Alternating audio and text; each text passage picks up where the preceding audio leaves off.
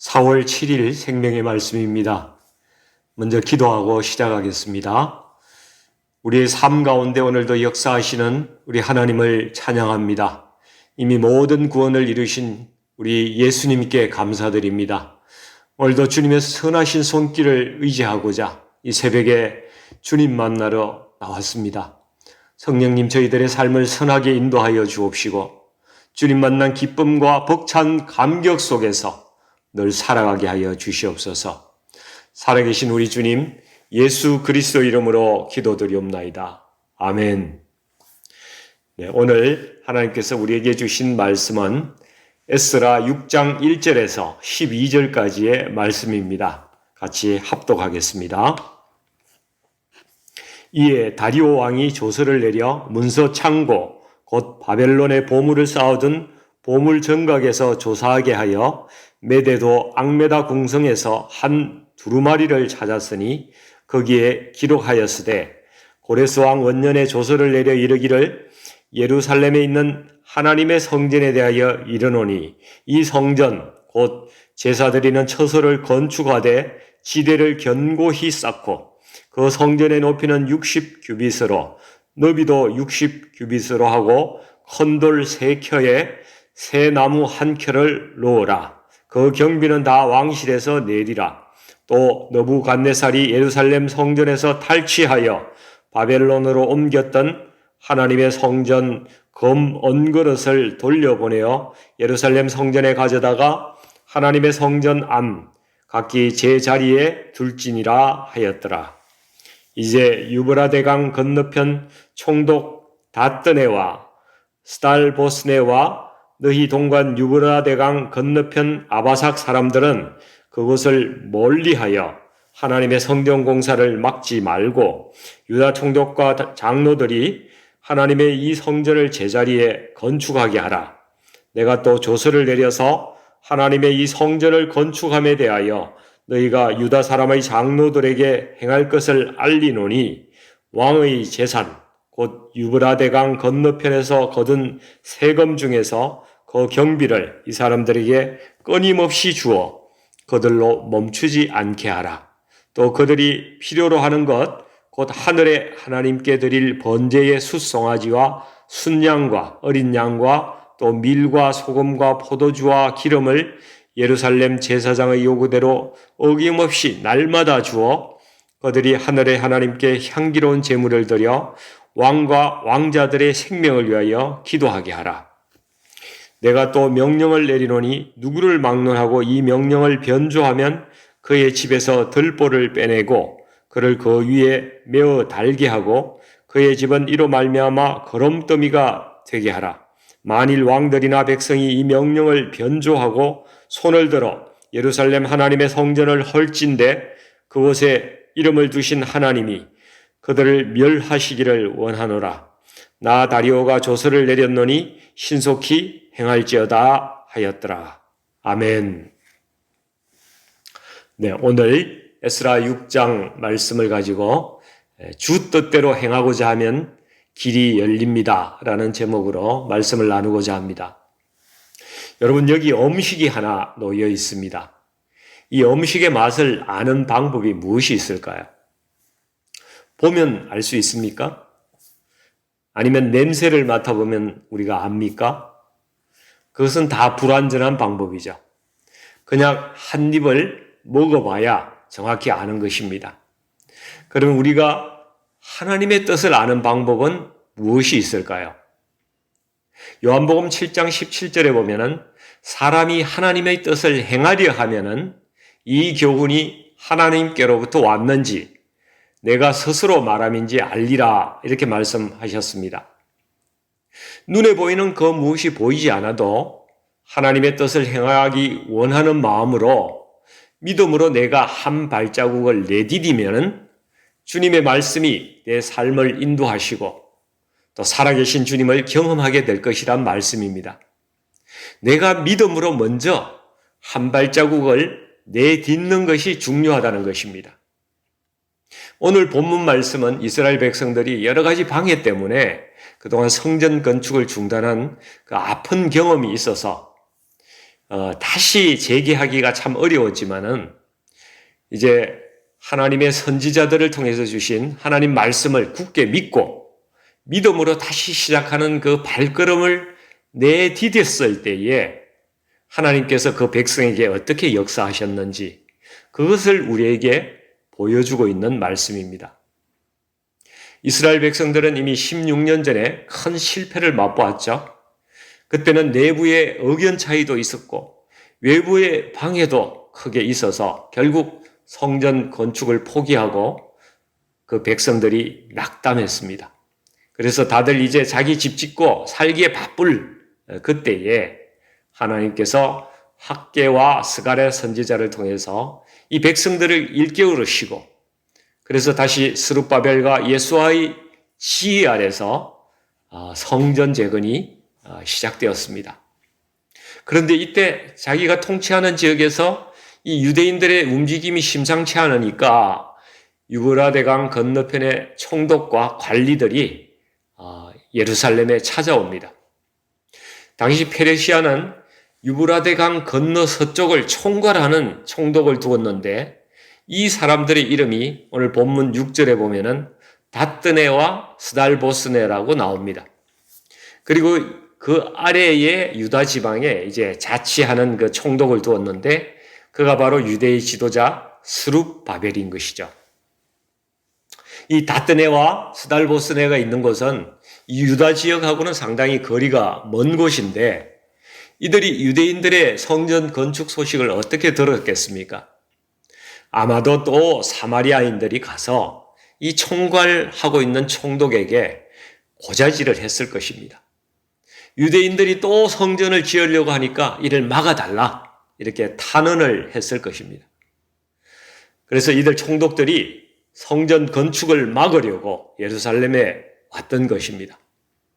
자기가 통치하는 이 영역에서 분란과 잡음이 일어나는 것을 이 총독들은 원치 않기 때문에 미리 단속하러 온 것이죠. 근데 유다의 장로들의 태도가 이전과 같지 않습니다.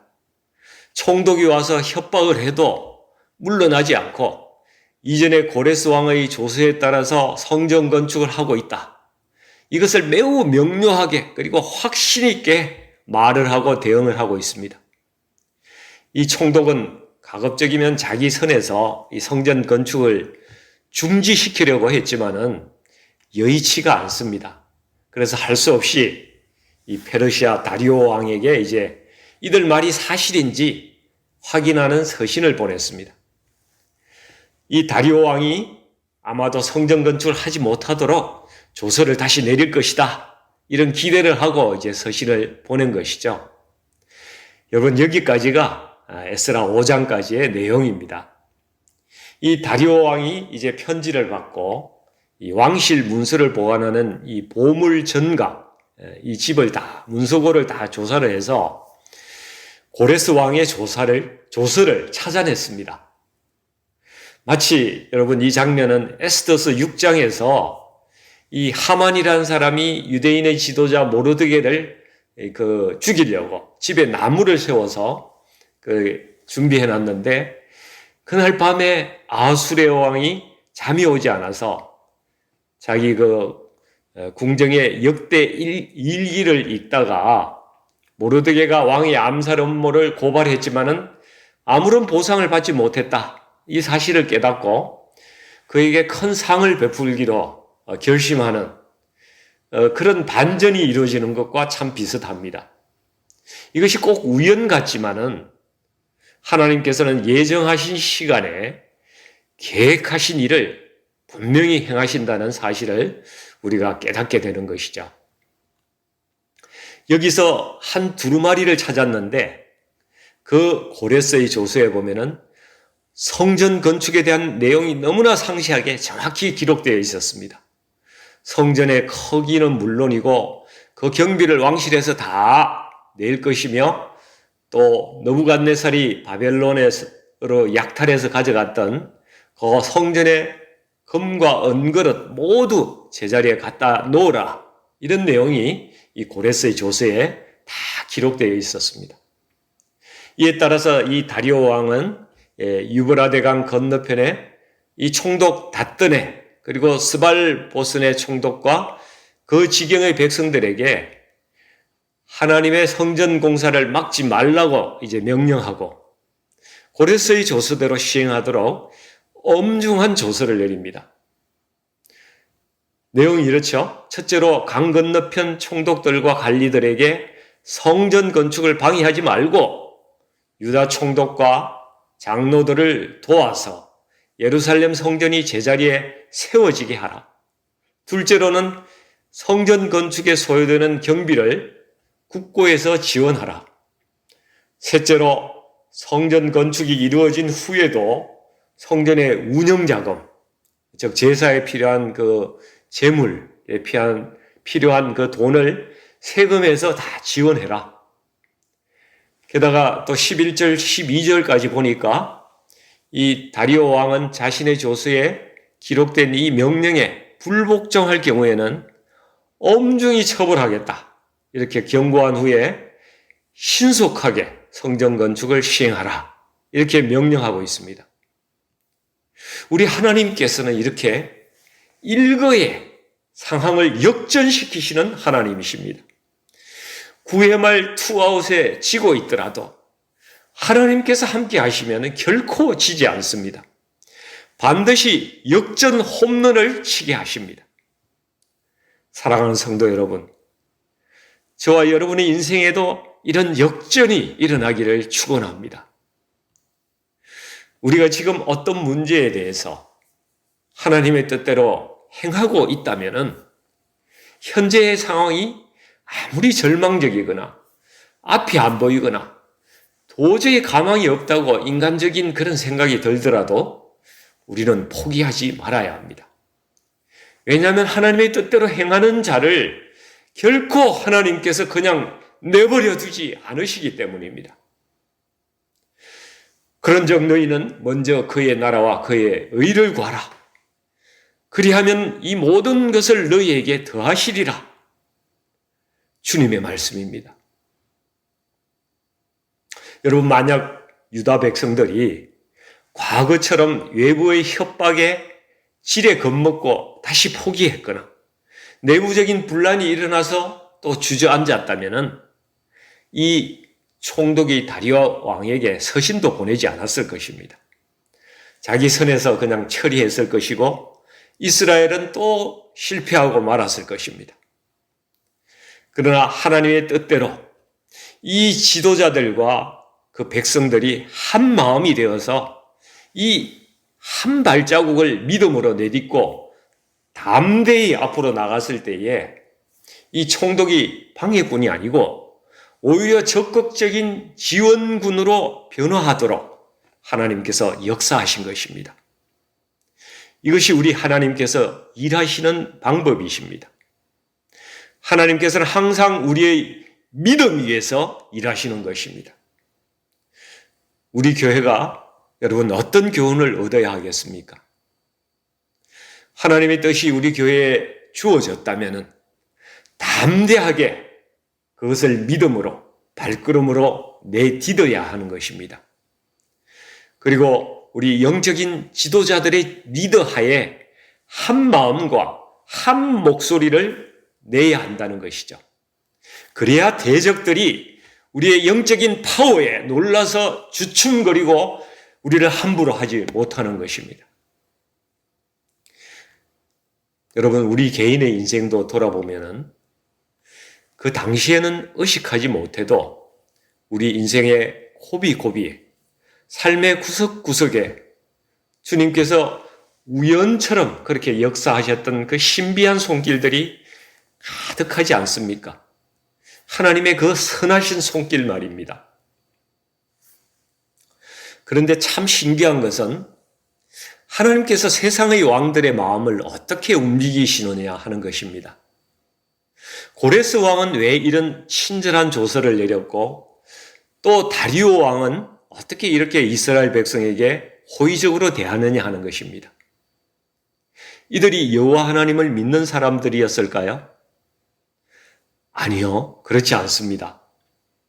세상적으로 역사가들이 해석할 때는 이들 페르시아 제국의 영토가 워낙 넓다 보니까 식민지 통치 전략을 이들이 세우면서 각 민족들이 세금과 공물을 잘 납부만 하면은 정치적, 종교적인 이 자율권을 주어가지고 살도록 했다는 것으로 그렇게 알려져 있습니다.